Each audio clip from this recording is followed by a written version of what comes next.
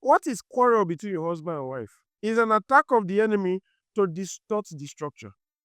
And the quarrel is not the real thing he wants to do. The quarrel is what leads to the disorder that permits him to do what he wants to do. So the real work of disorder and destruction of the structure is for darkness to find expression. If you're watching me, I'm saying the reason why you and that your spouse, whether it be somebody you are dating, who is supposed to be your husband or your wife, or that person who's already your husband, or that person who's already the reason why there is all kinds of disagreements, disorder, is that darkness wants to find access.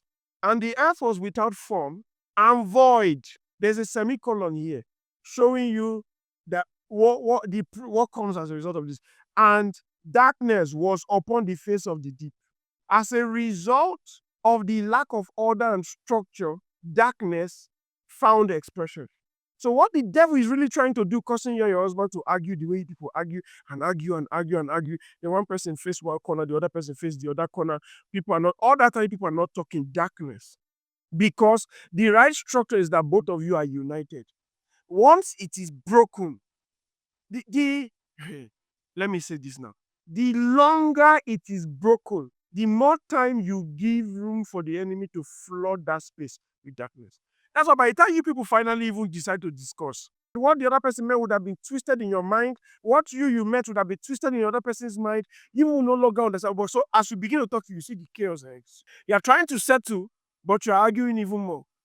Because darkness has fully taken. Now, the only thing that can help you at that point in time is not arguing who is right, is allowing the Holy Spirit in you. It's not arguing who is right and who is wrong and who said what and who did not say what. If the other partner is not even yielding to the Spirit, you yield to the Spirit. And sometimes you yielding to the Spirit means that the Holy Spirit will tell you, just say sorry. When you say sorry, what that sorry introduces into that equation is light. And the light shines in darkness. And the darkness, so the argument will end because you said sorry, not because you were wrong.